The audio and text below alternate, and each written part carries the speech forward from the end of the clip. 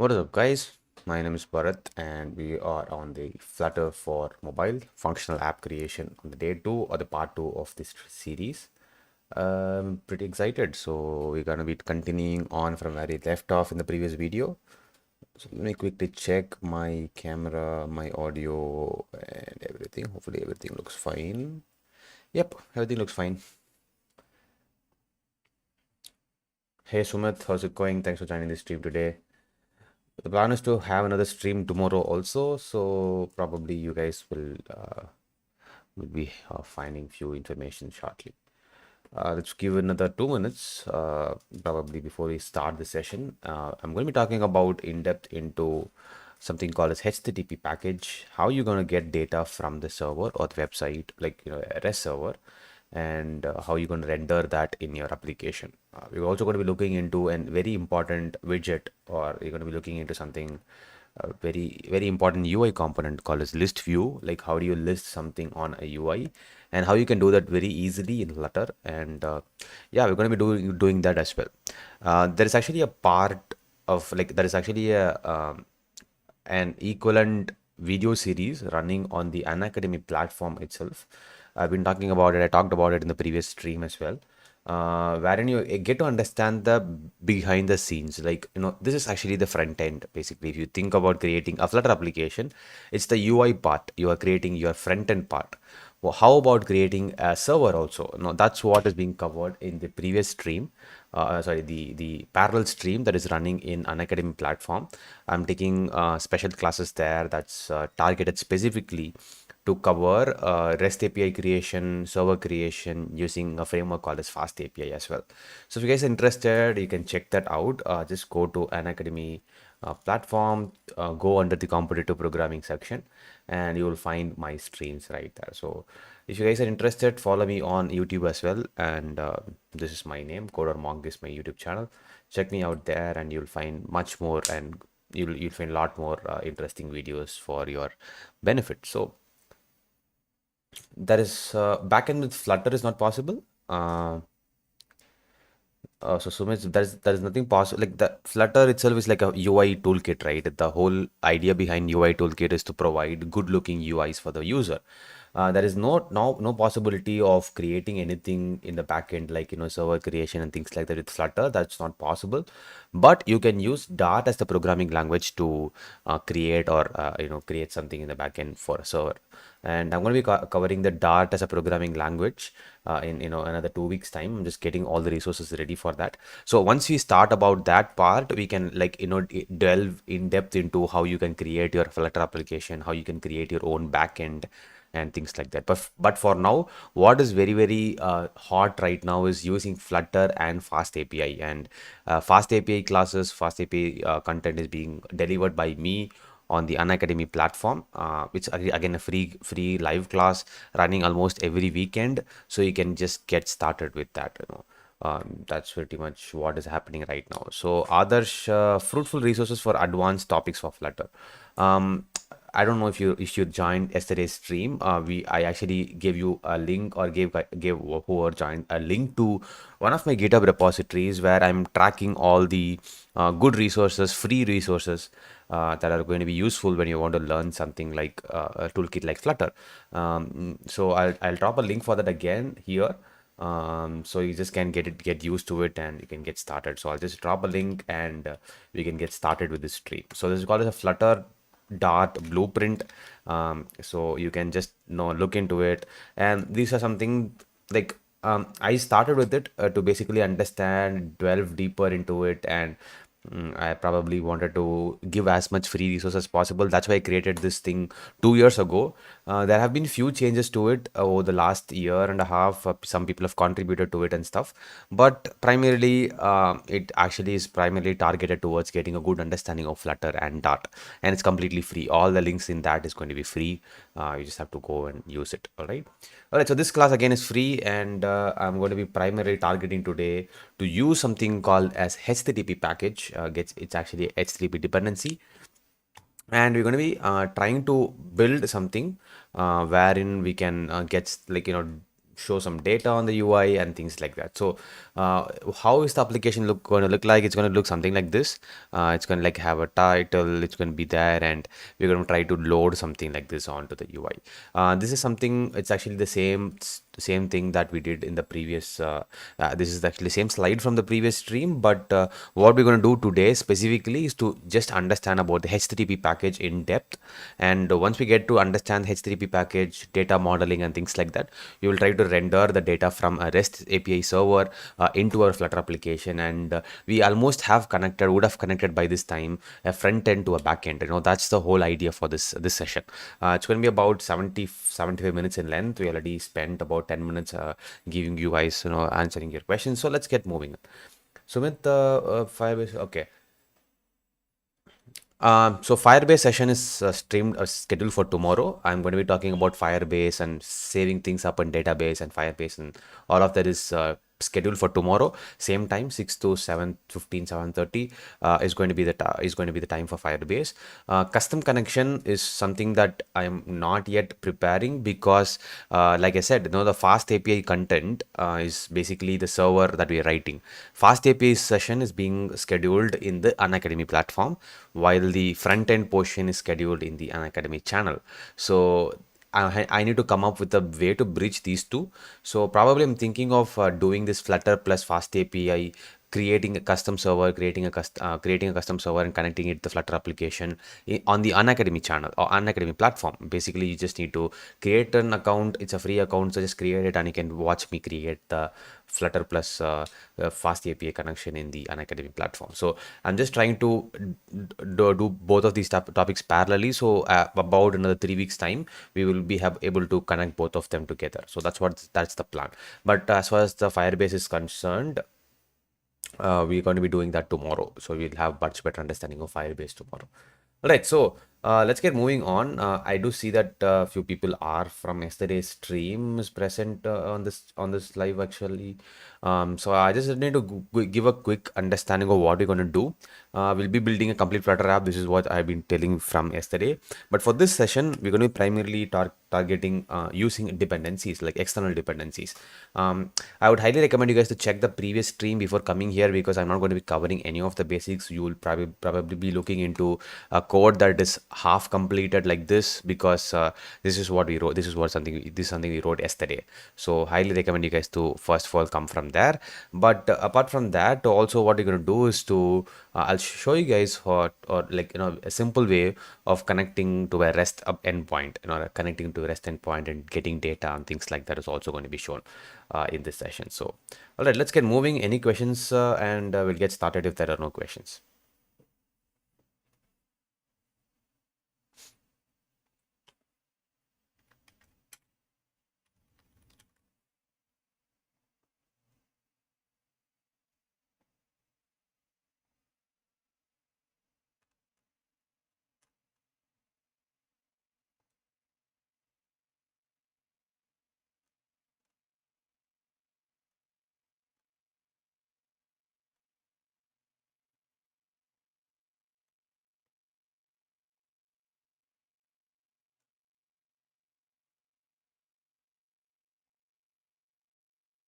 All right, looks like no questions, so let's get moving on. So what we're going to be doing is to quickly understand, declarative style. I'm pretty sure a lot of you guys would have already known. So we're going to be jumping directly into adding dependencies into our framework. And dependencies are pretty much the kind of like backbone of Flutter application, because everything you can think of is can be removed as a dependencies and can be added. Hi, hello, okay, fishing and teaching. Okay, hi everybody. Let's get moving. I mean, I can definitely see. Awesome. So what we're going to do is primarily add dependencies. I guess a few people have joined the stream right now, and if you guys want to introduce yourself, you can definitely do it. But just as a quick note, what we're going to be doing in this session is actually a continuation from the previous session.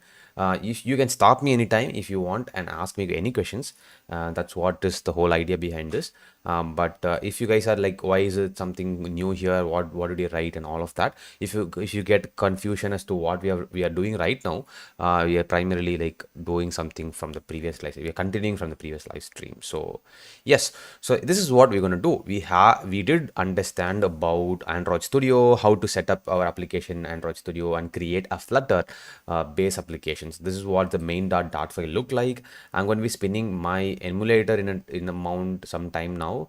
Where is my AVD manager?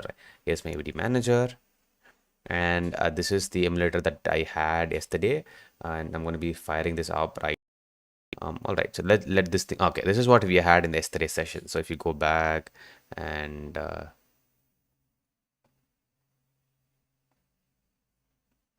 right, so this is my man Dhoni is here. So this is the application we tried to build yesterday, and it's a very simple application, no doubt about it. What we're going to do today is to add dependencies like I've been telling. So what are dependencies basically in Flutter? Flutter's dependencies all about creating this idea of as light as possible. So if you think about a dependency, you're talking about adding something additionally that is not present natively as part of Flutter, but can be taken at any time during the runtime. So you can think of dependencies like this.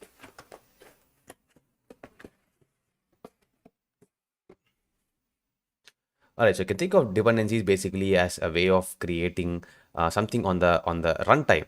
You have your Flutter application right here, right? You have all the data being rendered, and what happens is that all these dependencies that you're adding as part of Flutter is going to be fetched during the runtime of the application. When the user is using it, it's going to go and fetch all the data from a Flutter pub dev, which is actually the location for loading all our dependencies, and it will automatically fetch these dependencies during runtime. It will definitely ask for internet connection. If the user is allowing the internet connection, it will fetch all this data during runtime. What this dependencies does is that when you fetch something during runtime, it reduces the size of the APK. Size of the APK, let's say that you are building something of 32.3 MB in size. This is something of a huge nature, right? Your APK is very bulky. What adding dependencies does is that it reduces it by at least 10 to 20% just by adding or moving your basically your components or something like that to a dependency. And all of this is being done by itself, and the system is the Flutter is able to understand how to handle dependencies. So that's what we're going to try to do here. So what we are going to try to primarily add is to add a new dependencies. How you add it in Flutter is to go to pubspec.yaml, which is if you're opening your project right here, go to pubspec.yaml here and come down, and you can see that there is a field called as dependencies, and there's actually another field called as dev dependencies, which we don't have to worry about. This is primarily for running Flutter related test, Flutter test, integration test, all of unit test cases. All of this might include any dependencies that will come here, and you will primarily be adding all your dependencies inside the dependencies section. Make sure to keep your the basic thing create properly, meaning that you need to indent things. So this is actually one tab space, this is two tab space, again one tab space. So just add your first dependency, which is the HTTP. When you just add a HTTP or whatever dependencies you want to add, let's say that you're creating your own dependency. I'll call it as coder monk depend, something like that, and you just put your colon. It will try to fetch the name of you'll try to go and fetch or check if there is any dependency called as coder monk or something like that, and then it will try to pull it into your repository and try to build an APK. And what for this session we're going to do is to add a dependency called as HTTP. When you say HTTP, it is just for a simple way of calculating or communicating with a REST API. Any server that is providing us some data in terms of communication, just for the purpose of communication, you can actually make use of all those things via the HTTP. HTTP provides a lot of things, especially get call, post call, delete call, you can even do put, and a lot of things can also be done usefully with HTTP. So that's what you're going to do. And as soon as you add your HTTP dependency, you can either add your version number. Let's say there's something version number like 23.0.1, 23.0.1. You can either add it this way, and this will specifically pull a version number. If you leave it specific, just empty like this, it will understand that it needs to pull the latest version of the HTTP. Just do pub get, and it will automatically do a Flutter pub get, pull all the things that are required for the dependencies, and it will like it will have your project ready to continue. All right, so this is what we are going to do. Once you have added your pubspec.yaml and you've actually imported your HTTP, added your HTTP as a dependency, the next step you're going to do is to go to your main.dart file, and inside your main.dart file you are going to be adding your first import statement by saying package is HTTP, and you're just calling the http.dart file. Everything in Flutter is going to be in the form of a .dart file, which I told about in yesterday's stream. So everything that you're going to see is in the form of a Dart file. See, it's a main.dart file. You can create your own Dart file in the form of home.dart, things like that can be created. It should be in lowercase. That's the only recommendation. Everything, the class, the name of the file should be in lowercase. That's the only recommendation. All right. So once you have your dependency added, import statement is added, we're going to do some playing right now. So what I'm going to do is to show you guys like something called as a Json placeholder. Yeah, we did see this in one of the streams previously, but it was like a standalone stream, so I don't think you guys would have watched it. What is this placeholder thing? What this does is that it's going to be giving you a free fake API for testing and prototyping. What exactly does this do? If you see here, it's basically saying fetch script, and when you just run an HTTP based REST call, or just try to call the server endpoint, it's just giving some data in the form of a JSON. And if you try to just say placeholder to do /1, it's trying to give some data in the form of a JSON, right? And what I'm going to do is to try to hit this endpoint via internet connection, or using an internet connection, and try to get this data. And this is a similar way how your Flutter application would communicate with the server. Hopefully you guys can see this. I'll try to zoom it in a bit more. So this is going to be the endpoint, and when you hit this endpoint, it's going to give you a data like this.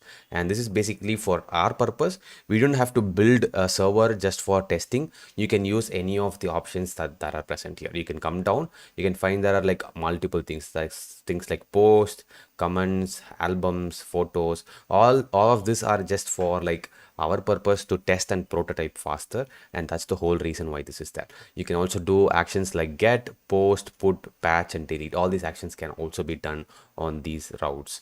All right, so this is something that we have seen in the also primarily in the fast API sessions that is happening parallelly in the Unacademy platform. But in this one, I'm just going to try to show you how this whole thing is going to work without having to set up a server.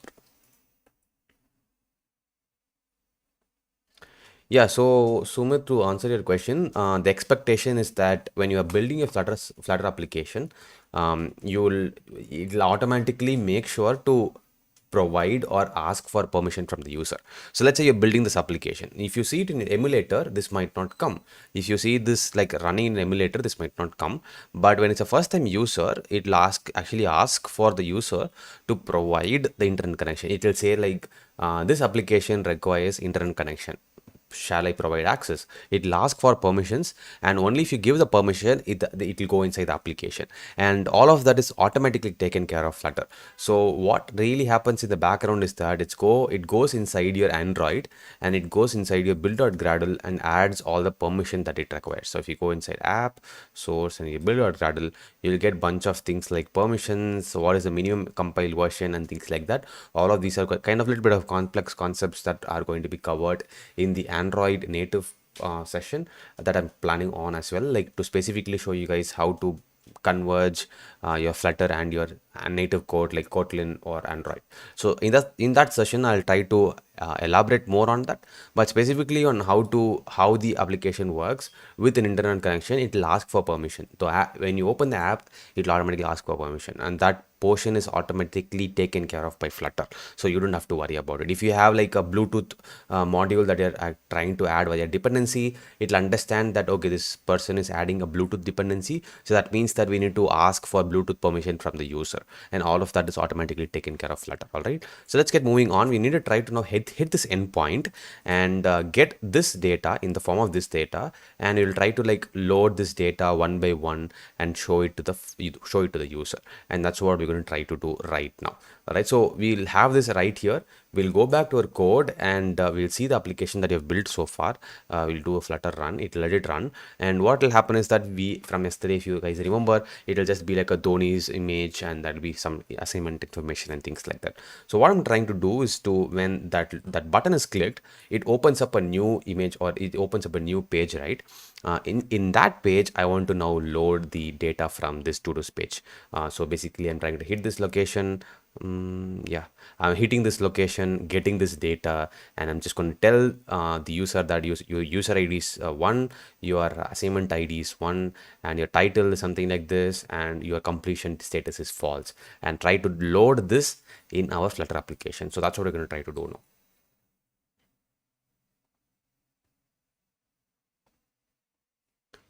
Alright, it's trying to do all the build.gradle. The first run always takes time, so we just have to wait for that. There is no other go. And we did learn about routing and things like that in the previous session. So if you guys have any doubt regarding that, you can ask me. But for now, we're just going to try to load stuff and see how it works. All right, let's wait for the screen, or let's wait for the app to complete loading so that we for sure know how it looks like. Or I can even open it from here, I guess. So yeah, this is the application. All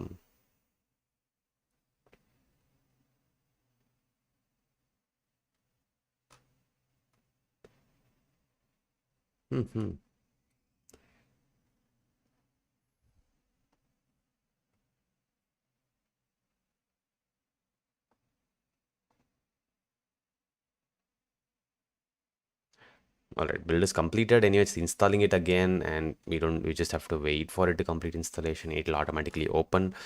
So let's get moving on. So the aim is to now fetch the data from this point, this endpoint, and show it to the user. All right, so in order to do that, what I'm going to introduce you guys is to something called as models. Models are a native way of speaking, native way of how the Flutter speaks. That way it is easy for other components to easily communicate with each other. Now let's take a quick look into what these are, right somewhere around here. Yeah, so what I'm going to do is to create custom models. Models are very famous in Java. Even if you don't know Java, what happens is that Java is like very very strict language. When most of the Java developers will tell, if you're coming from Java to let's say you're coming from Java to Python or Java to JavaScript, people will say that Java is very strict. It will not allow you to like create anything like that and just continue. It needs to have some kind of a local, or it needs to have its own communication mechanism. Only then it will allow to transfer even data. So what models are like, let's say there's a JSON of sorts coming from here. JSON has two keys. Key is like name, and the value is my name. My name is Baradwaj. I call myself as Bharat. So this is the JSON that is coming from somewhere. And what this model does is that it converts a JSON, which is basically a dictionary. You can convert it as a JSON, something like that, into its own language. So in this example, it's Dart, right? It needs to convert it into a Dart class, so that everything else that is going to use it, for example, there is going to be 3 different classes that are going to use this data. For example, this is the data that's coming from somewhere, and I need to just have some way of parsing this data easily. Only then I'll allow it for all the other data to use. And this is kind of like restricting the information that is coming from outside, so that there is no like bad data coming in. Let's say suddenly one day, instead of key, I'm sending a different data like key 2 or key 3 or like new key. Then this model will not understand what is the data that is coming in, and it will not affect any of my new application, new classes. And all I need to do is just make one place change to understand that there is actually new key present. I'll just make it in a one place change, and everything else here will understand that, okay, so there is new format of data coming in, so I'll understand it and it'll continue working as usual. So that's the whole idea behind models. Models are like a gatekeeper, in any kind of a programming language to understand some kind of a dynamic data that is going to come in. Some other fashion, let's say that is going to be new key like this. Let's say who's in the live stream right now. Sumit.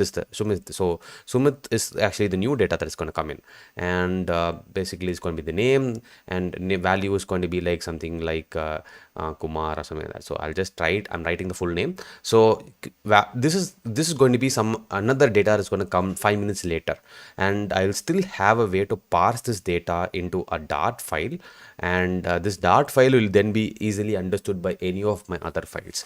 And this way, what happens is that it's very easy to control or restrict what is the data that is going to be used across all the files. So this is actually where the models comes into picture. We're just setting up a model data or model page. Only if the model is parsed properly, then only other Dart files or other class files can use it. And this is what we are going to be trying to build in this we're going to be building right now. So like I said, you can build your custom models with all the fields that will be present as part of your JSON response. So if you have a new JSON response, you will just build a new model to replicate it. If you have 10 different JSON models coming in, you will have your equivalent Dart models also present. This way you are creating a one-to-one mapping between your Dart class and your JSON file, so that it's easy to control the input data that might be coming in from a remote endpoint. That's the whole intention behind this, and that's how we're going to try to do it. So once you're completed building your models, we're going to be using something called as a future. A future is an asynchronous data manipulation keyword, which I'll talk about in depth, so do not freak out as soon as you see this. And after that, you're going to be using a new widget called as future builder, and we'll be using this to like render this data from the endpoint into our Flutter application. So that's what we're going to try to do right now. I'll go and start with the models first. So what I'm going to do is open my lib, go here, create a new directory. This is actually calling it as a package, so let's just call it a new directory, right? Why a package? There's a directory file. Okay, there's no directory. This is how I'm going to create a new folder, and I'm just going to call it as models, because I want to keep all my models in one place. I'll go here, and since this model is called, let's see, where is this item? This one. So since this is called as a to-dos, right, I'll create my own model to replicate the same. Like I said, every JSON that is coming in, like this is actually one JSON format. This is as user ID, title, completed. If I go and put a new value here, for example, if I try to, can I change it? I cannot change it. If I put 2 here and I run the script, some other data will come here, but the keys and all will remain the same. Like this field and all will remain the same. So that means that the fields are going to remain the same. That way I can identify my JSON file. Yes, so Sumit, that's right. For every new JSON format, when you talk about format, I'm talking about the keys. You know, this is the way that you understand if the JSON is new or not. If there is same set of keys, but the values change, we are not worried about. That's going to be parsed as the model that we have already created. In case there's a new set of keys, right? Let's try to execute it. For example, this one. We'll go here. We'll see the post, and you can see that the post is also having the same user ID, but there's two new keys like title and body. But if you see here in the to-dos, there is no title and body. There is title, but completed is there. So there is a completely different set of keys that are being sent via this JSON. So I'll be creating a model for post. That is a separate model. Similarly, I'll be creating a separate model for to-do, which is also going to be used. So that's how you map your models to your JSON file. So like I said, we have 4 new keys, and we need to now create an equivalent Dart file to map it. And creating models in Flutter or Dart file is pretty simple. You don't need to really know Dart much to do it. So I'll just get started.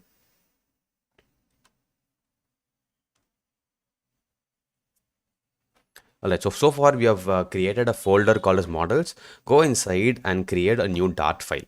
I'm going to be calling this Dart file as to-dos.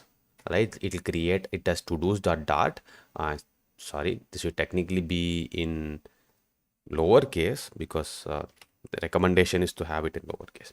All right, so we have done that. Now time to create our first class. Just say class. Hopefully this is zoomed in enough for you guys to see.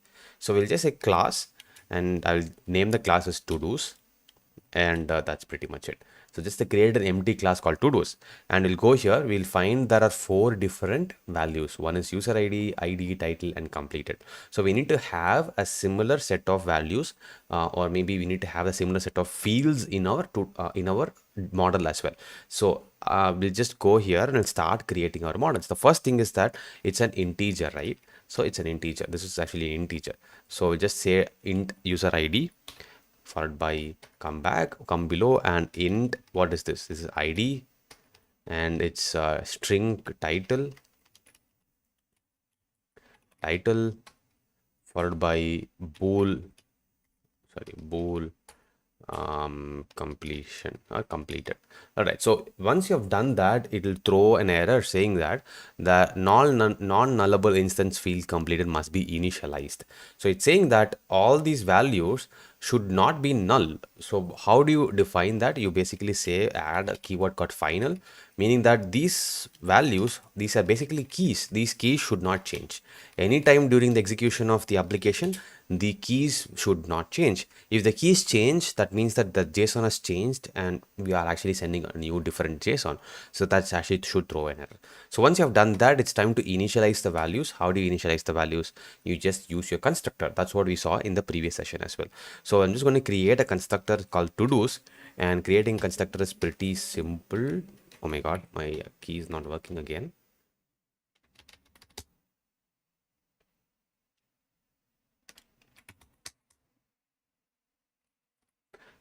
Super sorry guys, my key is not working, so I need to copy this from here. All right, so to-dos, and you will start writing your keys definition. So just say this dot user ID, this dot ID, this dot title, this dot completed, and it will throw an exception saying that it should always be, it cannot be initialized to null. So final values cannot be initialized to null. So make sure to add the required keyword for everything. So every field is required. Only if every field is passed, then that means that this object of this is created, right? So that's what we have done. So go back and just finish with a semicolon.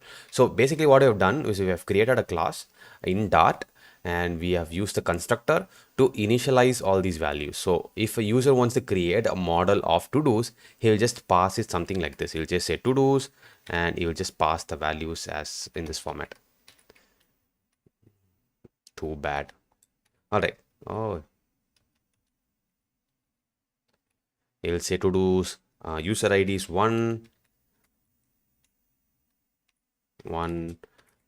2, then there's a string value, and there's a bool value. Bool is true, right? This is how the user will pass it, and we will understand that he wants to create a model that is of the type to do. So we're creating a custom class that we want to do. Now, what defines a model? The model is defined by having a way of converting our JSON. That was the intention, right? You need to convert our JSON into a Dart file. How do you do the conversion? The conversion is done pretty much by the method itself. So you're going to be creating something called as a factory method, and the factory method is basically to churn out. What does a factory do? It always churns out some product, right? So similarly, the factory in Dart also does that. All you need to do is just say to-dos and say from JSON. You just create a method called from JSON, and every time you call this by passing a JSON data inside it, it will automatically do the conversion for us and initialize all these values and just return the object to us, or the to-dos object to us. And that's what we're going to do now. So we're going to have to initialize our first map. A map is the JSON. You'll just say string command dynamic, and we will just say JSON. So we're just passing the JSON data, whatever is coming, we're just passing the JSON data, and now we will return the to-dos class. So to-dos off, and it's just like I said, we need to initialize all these values. So we'll go down, hit and enter, hit and enter, hit and enter, and hit and enter. So just go here. In order to get the user ID, you will say from the JSON fetch the user ID. All right, similarly from the JSON you fetch your ID, and from the JSON you fetch the title. From the JSON again you fetch the completed status. So basically what we are doing is we are taking the JSON data, we are initializing our to-dos class, which is this one, and for every single time somebody calls the to-dos dot from JSON method, it will create a new object and send it. That's the whole idea behind the factory keyword.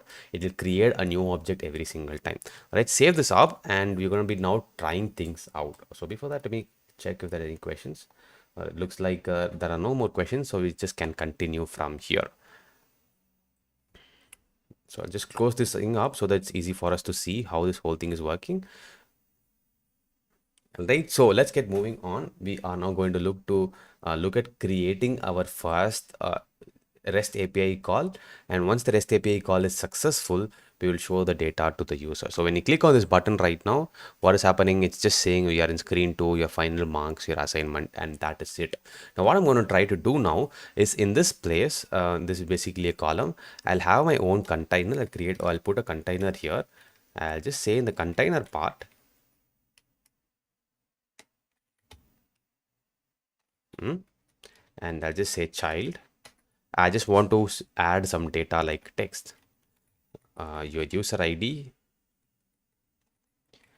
your assignment ID is equal to something, and this assignment ID should be fetched from my endpoint, and this ID should come. So if I just pass /1, ID /1 should come. Similarly, I need to load all the data, and that's what I'm going to try to do now. And in order to do that, I'm going to be introducing a new concept called as future, and how to handle future in Flutter. Handling future in Flutter is pretty straightforward. What happens is that, all right, so you want to talk about the factory syntax? All right, I'll talk about factory syntax. So what I'm going to do is to tell the class, whoever is creating the to-dos class, that I'm going to be creating a method called as to-dos.fromJSON. So what I'll do is just say to-dos.fromJSON and pass a JSON file here. So for example, I'll do it right here. I'll just open a method. I'll create a method like this, def handle data, right? And inside this handle data, void handle data, I had the Python syntax in mind. So void handle data, and I'm just going to call my to-dos class now. So to-dos, as soon as I do to-dos, it'll automatically do the import for me. If you can see, it is doing the import and it'll take care of doing that, so we don't have to worry about it. So I'm just going to say to-dos from JSON. I just need to pass my JSON file here. For example, this is my JSON file, right? I just pass my JSON file right here, and it'll automatically take care of handling or parsing the data. So if I pass this JSON file here, it will just now take care of converting the JSON, whatever is coming, and into an equivalent dart notation file. So I just can now say to-dos.fromJSON can be possibly sent to this variable called as parsed data.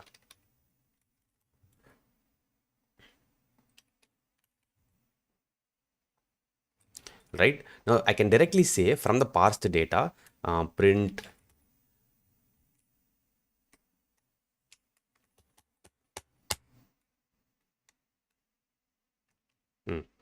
parsed data dot. As soon as I put dot, it's actually giving me all the fields that are part of this. I can print my ID, I can use the user ID, I can use the title, I can use the completed status. So in order to do this conversion, right, in order to convert my JSON that might be dynamic into an equivalent dart file so that it's easy for me to pick things up, I am going to be creating a method that is called as a factory method. Now factories, like the name suggests, are going to be churning out data. Like it will keep on churning out data irrespective of what's the object. Now what happens is that Flutter by itself, or the Dart by itself, does a lot of caching behind the scenes, meaning that if there is already an object of to-dos class created, it will not allow another new class to be created. But since I want to have a JSON file for every single value that is going to come in, now I might have in the future like a new data. For example, let's take this data. For example, for this is going to be one data, and this is going to be second data. Similarly, I have like hundreds and hundreds of data, right? Of up to like ID 100, I have multiple amount of data that is going to be coming in. In order to handle these many amount of data, I need to be having a mechanism to create one object per data field, or one object per JSON field. And that is possible by sending or creating something called as a factory, and just mark the method as factory. The Flutter or the Dart in the background will not do any sort of caching. Create my own to-dos class every single time I pass the data, and then it will return it back to the user. So that's the whole intention behind it. You will just be saying or just using the same notation as to create a function. So this is going to be the notation for a function, right? You're just going to be passing a JSON. The JSON is going to be of the type string slash comma dynamic, meaning that the key should be a string.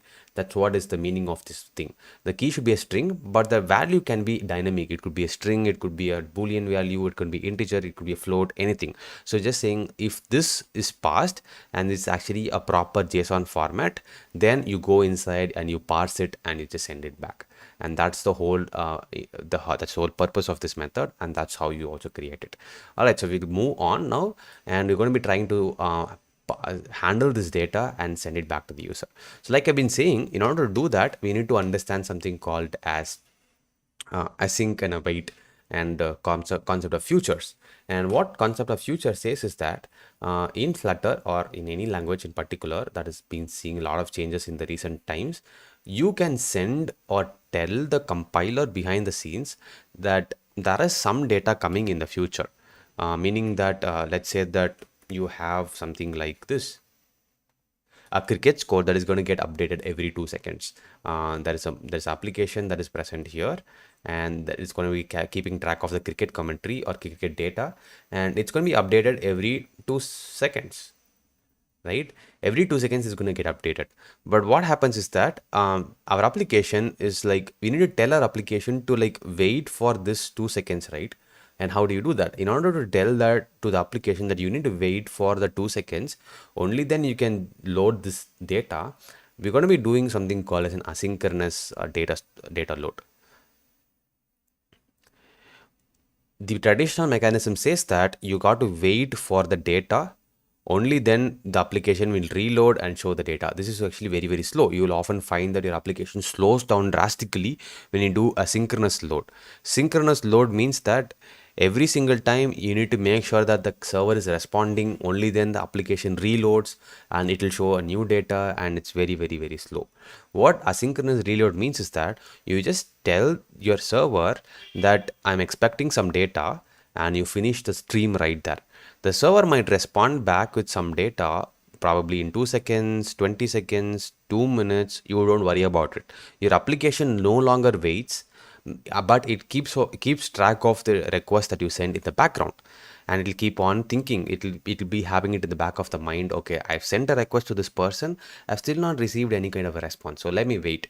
But it'll keep on doing the main thread, like it'll keep on doing some data in the main thread. It'll show all the information that you need, except for some portion where it'll keep on buffering. As soon as the response comes from the server that the data is completed and it is sending back to the client, your asynchronous reload kicks in and it will show the data. So this is what is possible by the help of a concept called as future, meaning that we are waiting for some data in the future, and we'll be using this keyword a lot. And the concept of future gives two new keywords. One is called as an async, and every method that is going to do some kind of an asynchronous transaction will have this should have this keyword in the method. And every method that is actually waiting for a response from an asynchronous method will have this keyword called as await. And await is basically for receiving purpose, async is basically for sending purpose, and that's the simplest definition that you can give when it comes to future and handling futures. So I go here, I'm going to start writing a new method, and I'll finish writing, or I'll talk as I write, and you'll be getting to understand how this whole thing works. So go here and you'll just now create a first method. I'll just call this method as get data. All right. And instead of void, I'm going to tell that it's going to return a future data, meaning that it's going to return some data in the future, but it's going to be of the type of to-dos. The to-dos is the model that we created, right? So this is going to be the type of it. And as soon as you finish, or as soon as you say that return type is going to be future, it will just throw an error saying that you need to mark this as async.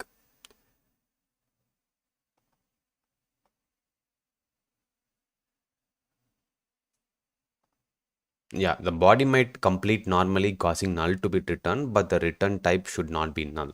So it says that the return type should not be null, but will return something. What we'll do next is to now get or wait for a response from the REST endpoint. So this is going to be the REST endpoint that we're going to try to hit, which is right here, and we need to hit the same endpoint. Just copy this up, and making use of the HTTP that we have. HTTP is completely an asynchronous package, so it will just do some data only in the future. It will not send, or it will not wait for the main thread. So we need to handle that as well. So what we're going to do is just create a final response, and you'll just say HTTP dot get.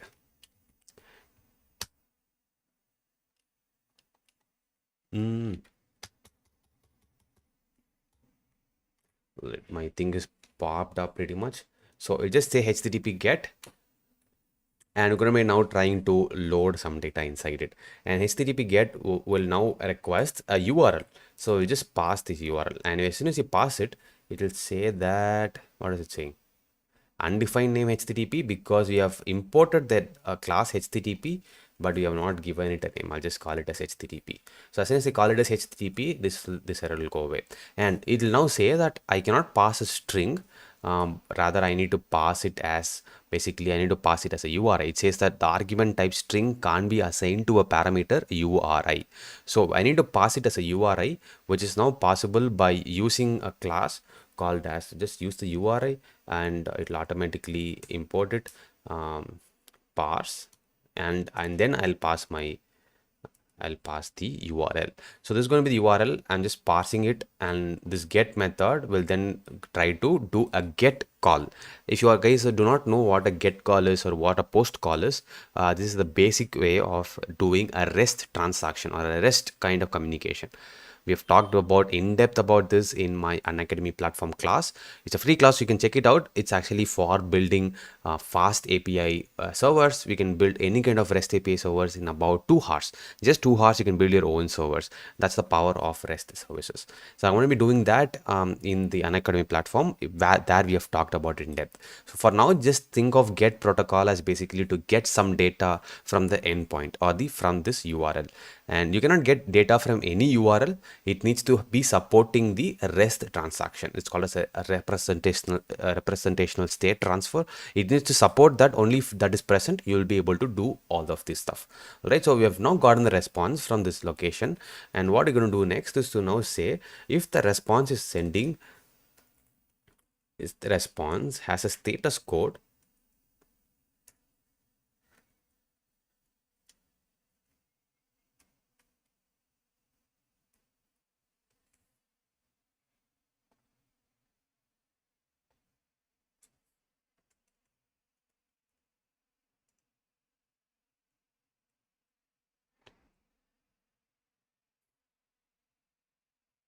All right, so one thing here.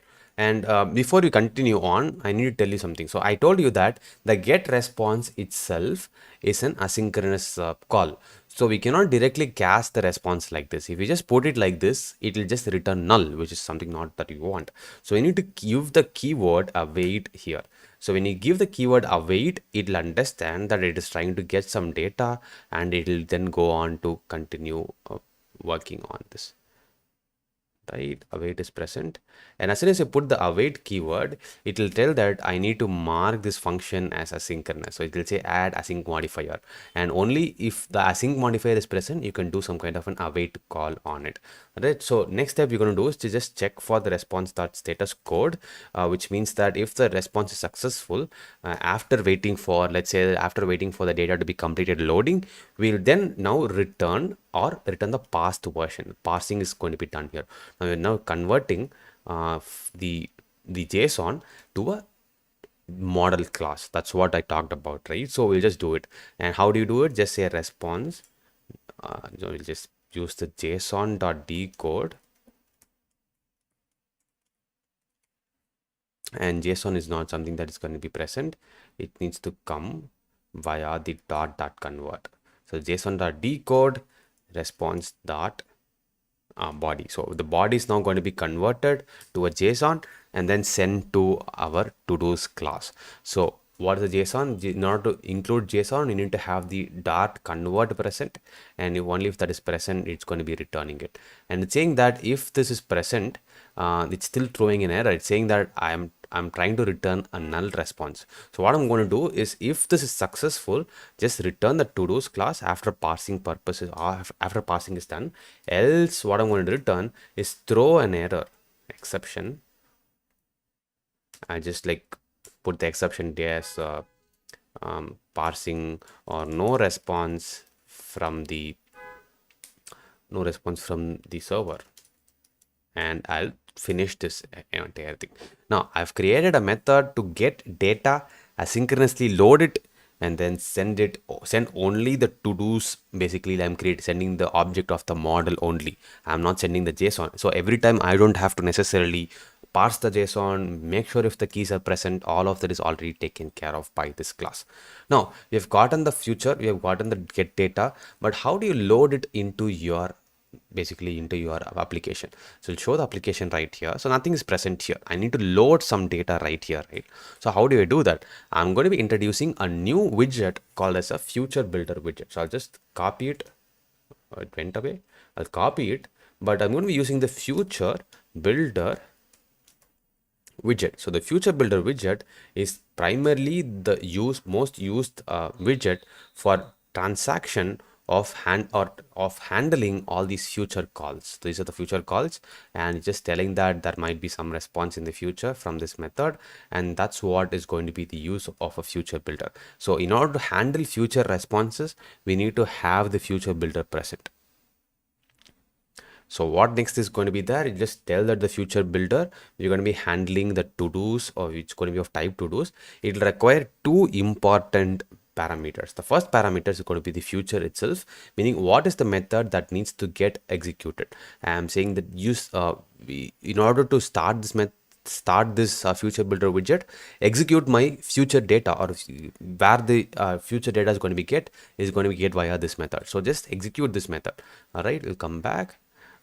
The next method you're going to do is, after completing loading this data, we need to now say build my widget from bottom. So we're just getting the future data. Once the data is received, after that you build my method or build my widget. So the builder is going to always take two variables. The first is going to be the context, which is obvious, and next is something called as a snapshot. And what the snapshot does is that whatever is being returned right as part of this future data, it's going to be returned via the snapshot variable only. So if you see here, the get data is returning something right here. How do you catch that? That is being caught via the builder method's snapshot data. So just need to print it for our purpose. Just say snapshot dot data, it will print, and we just now start loading some data on the UI. So we'll just start working with that. We'll just say snapshot. If the snapshot has data, then what I want to do is to return a text, and in the text I'll say the thing that I wanted to say. I'll just say possibly like your assignment number is, I'll just say snapshot dot data dot my ID. So basically I'm telling, if the snapshot has data, then you print the data's ID. Now it will say that I need to handle int can't be converted to string, so I'll just convert it by to string.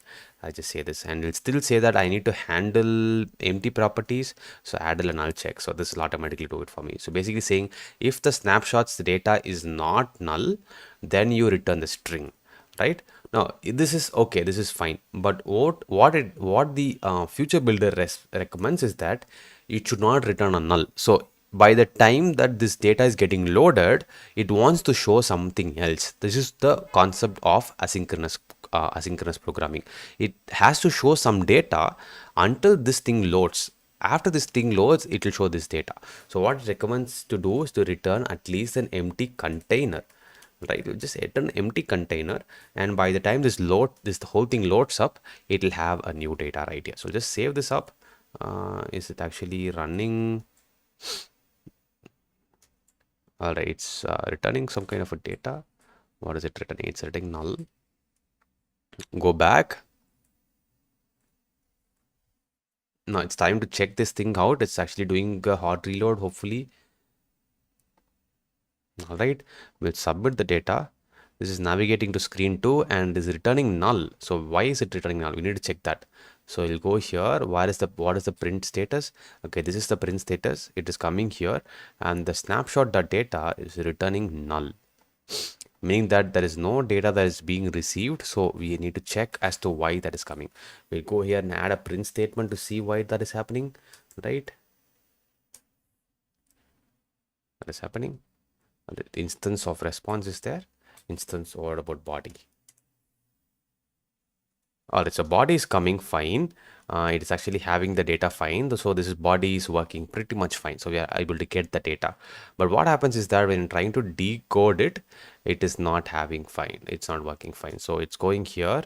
The response is fine, but what is happening is it's something else is happening and it's throwing an error. So we need to decode as to why this is not showing. To-dos.from json.decode response.body, and it's just saying decode this data.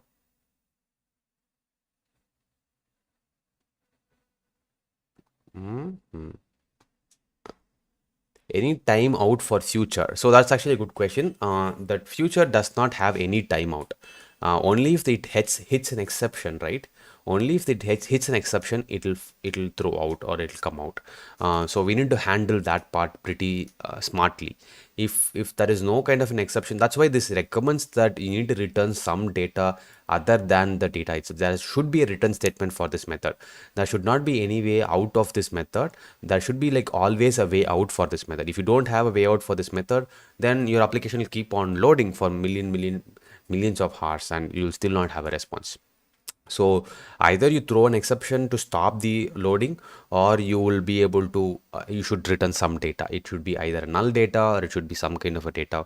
Only then it will stop working, or only then the future completion will happen. So that's the important point. So I'm now trying to debug as to why this print.snapshot is getting thrown as null. So what I'm going to do is just try to print this first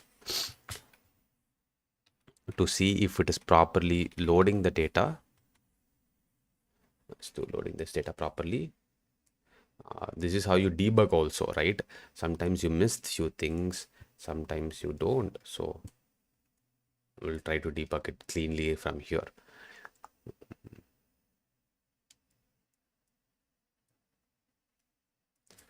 Save this up. Right, it's getting fine, but it looks like it's throwing some kind of an error. So we need to handle this smartly. Go here. I found it. So what I did was the key name that I gave, it's completely wrong. What the key name is coming is user I capital. I gave user I lowercase. So this could be a possible issue, and that's why it's throwing an exception. You save this up and voila, it's gotten loaded right here. So this new data is coming right in here. So now it's time to understand. You have understood why this is happening, and this is how you debug as well. So you'll go down, and instead of just returning one text, I want to return a string of text. So I'll just have this anyway. I'll just now create a column. I'll just say column, and it will have children, right? And the children will have multiple text. So text is going to be string, and next text, and next text. So what these data is going to have is your assignment number is 1, your probably user ID. User ID is, we need to now show the user ID here. So user ID, and the next thing is I want to show the, what else was that? Title was that. Your title is, your assignment title is title. Data, sorry. Title. It's already a string, so you don't have to worry about it. Finally, your completion status is, you need to show the completed. All right, so we have loaded all these data, and how do you like separate these two things? So you can just add something called as a spacer or you can even add an empty container to provide it with some space. That's right. No, this is not user ID. So if you see here, yeah, that's actually good that you should have used these two. These two should have been the same one, but okay. So if you see whatever this data right here is there, whatever you're saying by saying snapshot dot data dot user ID, that's representing what you're creating right here. So you're basically mapping a lowercase user ID to uppercase user ID. So that's the issue. So you should technically be like renaming or refactoring it as user capital I. This is a good practice. Yeah, it should be a good practice. So you will see here it's making it capital, and you have made it capital right here as well. So good thing, good job catching that, Sumit. But you can still use it as lowercase as well. But what happens is that you'll find you'll start making a few mistakes if you switch it from lowercase to uppercase and things like that.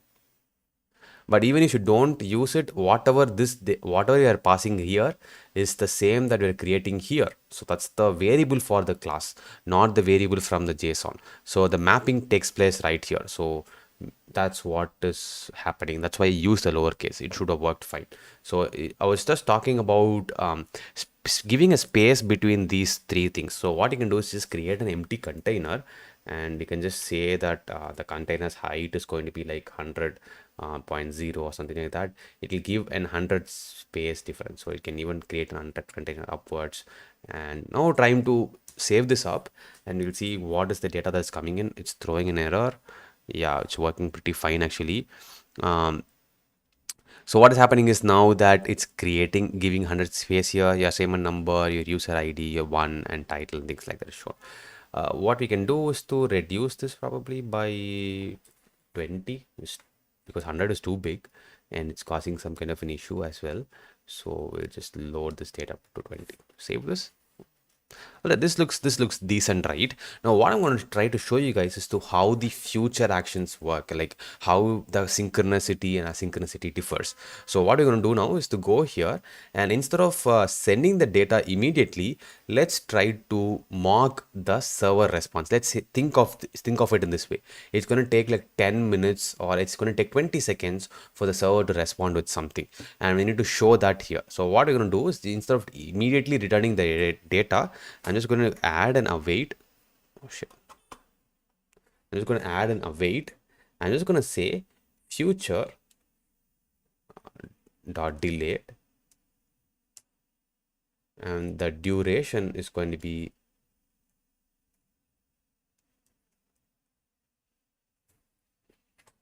I'm just going to create a future dot delayed.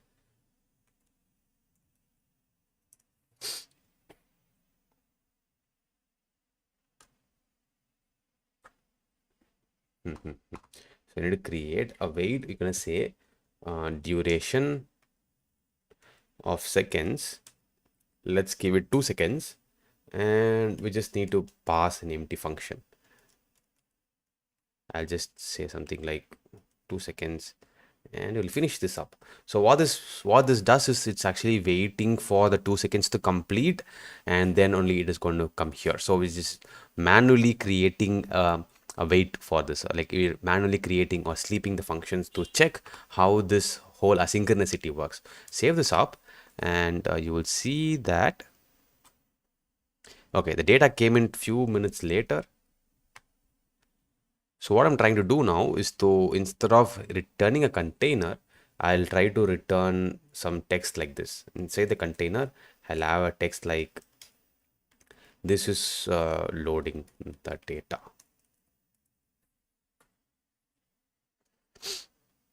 Okay, I think it's loading from the previous one. From here, we'll check.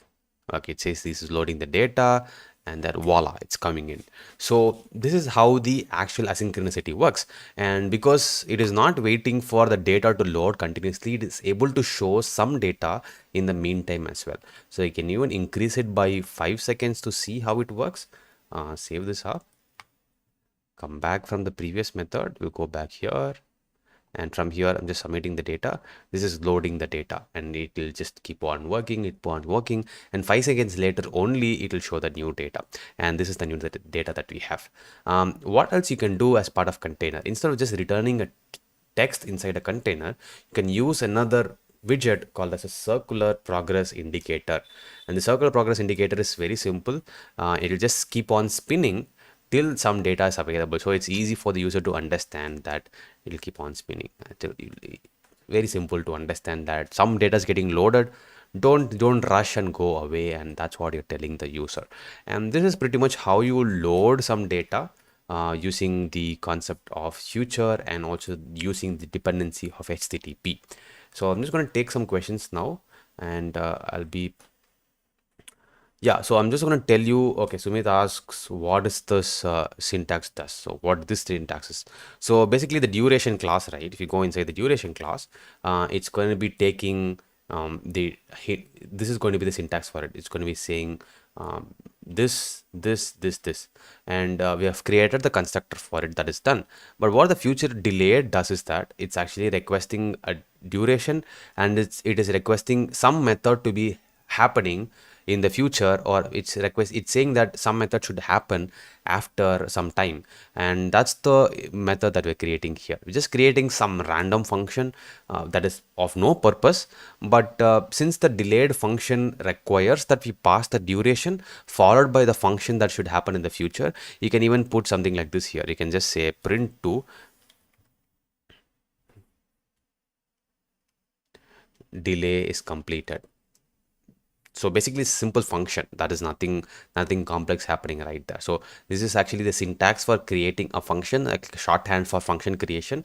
And you'll save this up, and you can see that you will see pretty much 5 seconds. Let it wait. Okay, so you can see that this is getting printed. I'm not sure if this is too small for you to see, but this is getting printed right here. Okay, this is bigger enough, so you can see that, yeah, this is getting printed right here.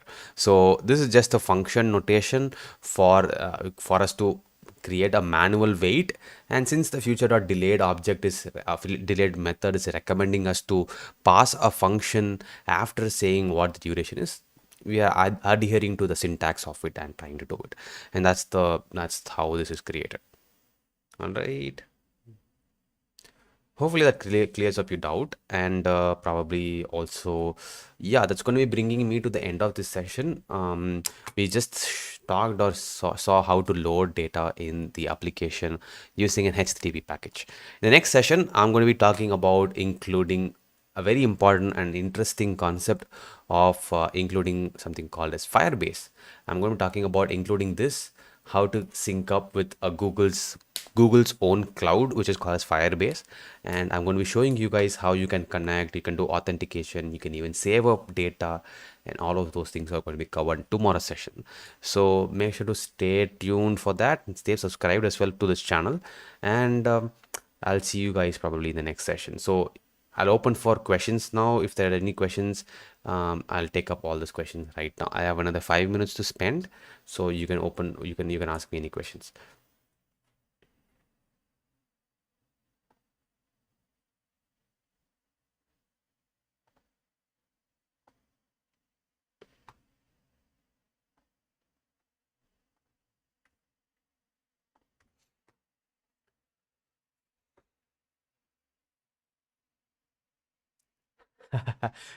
Yeah, I definitely need to change my keyboard. This is something that I've been using for more than 1.5 years, and I'll change my keyboard for tomorrow for sure.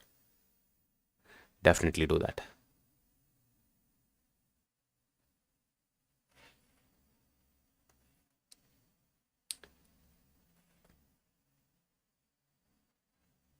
Tomorrow the live stream time is the same time, 6 p.m. 6 p.m. to 7:15, 7:30 p.m.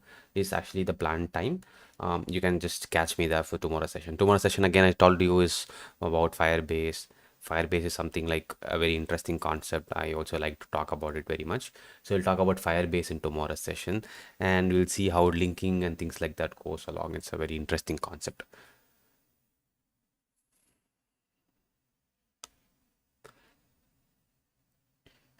All right, so I'm pretty much going to like finish the stream right now. I guess I'm going to finish the stream in about a minute or 2 minutes.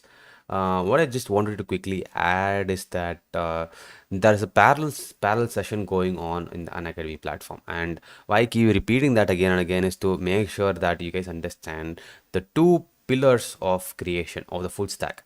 When you say full stack, most of people just concentrate either on the front end, just create like a UI and things like that, and just leave the back end out.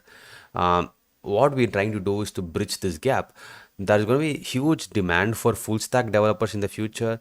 So any working knowledge of creating UI and a web server, and pretty much like a DB maintenance, scaling, like all of these things are going to like add a lot of benefit to the developer. So if you want to become a full stack developer, this is actually going to be very, very useful for you. So since we are talking about Flutter in this session right here, Flutter for web is possible, Flutter for mobile is possible, and there's a parallel session also running on the Unacademy platform that is talking about, where I'm talking about fast API in particular, and REST APIs. All of these are very simple concepts if you pick up from the basics. So this whole thing is going to be targeted in the Unacademy platform. All of these are live free classes, so you don't have to pay anything, you don't have to get any subscription. If you get subscription, you will have a lot of other benefits as well. I'm not trying to push you guys to buy any subscription of any sort, but if you go and activate or get yourself a free live subscription, which is actually free kind of an like, you know, live session viewer option, you will get to understand building the server part as well.